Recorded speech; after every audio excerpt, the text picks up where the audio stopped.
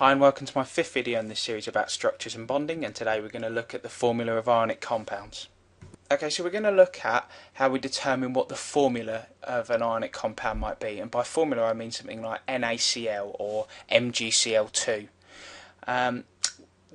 This is a five-stage step that will help you apply this to any situation, and so they're going to use the example of calcium bromide. So the first thing you do is you write down the symbols, in this case Ca and Br. You then write down the charges on the ions. Now with calcium it's in group 2 and hence it must lose 2 electrons, so it has a 2 positive charge. Bromine, a non-metal in group 7, it must gain an electron and hence has a single negative charge. And therefore we can establish you're going to need more bromine than you are calcium.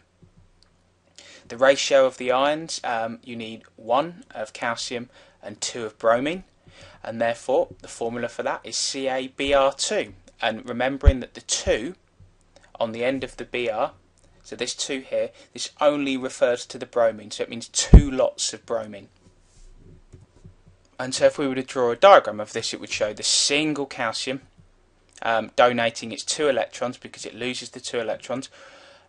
Each of the bromines take on a single electron, and hence you end up with a calcium with a 2 positive charge and a bromine with a single negative. And hence that's why you have a formula of CaBr2.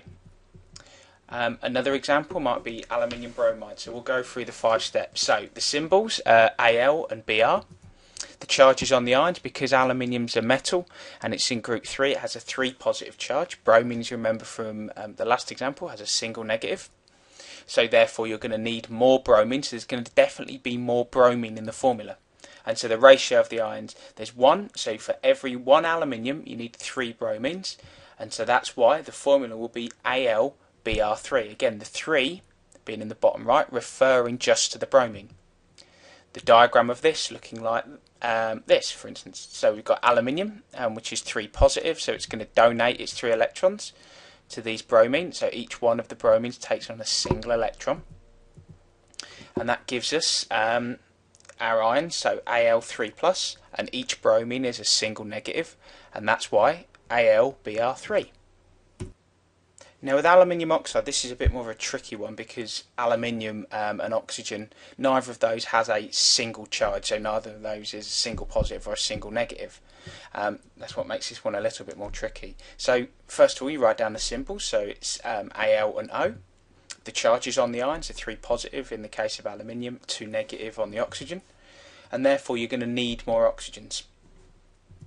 So the ratio of the ions, what you're looking to do is to get to a whole number that they can both divide into. Now if you looked at this, what you could do is 3 divided by 2 gives you 1.5, but you can't have a formula saying Al, O, 1.5. The numbers you multiply each ion by must be whole numbers, and therefore we go to a number that both 3 and 2 can divide into.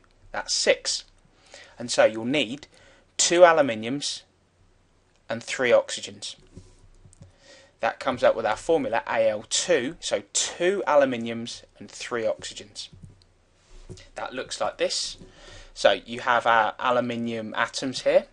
They're going to donate, each of those will donate 6 electrons in total, and each oxygen will take on 2 electrons in total, giving it the 2 negative charge each. You'll then be left with aluminiums with a 3 positive charge, oxygens with a 2 negative, and they'll all be attracted because of the opposite charges, and hence why you've got the formula Al2, so the 2 aluminiums here, O3, 1, 2, 3. So in summary, when we're looking at ionic bonding and we're looking at writing out formulas for ionic bonding, then the number of positive charges must equal the number of negative charges. So as an example of this, we looked at aluminium oxide, in which aluminium has a 3 positive charge and the oxygen has a 2 negative, and so what you need to do is you need to get each number to 6. And so if you multiply the 3 positives on the aluminium by 2, that gets you to the 6, and if you multiply the 2 negative by 3, that gives you to -6, and hence they balance.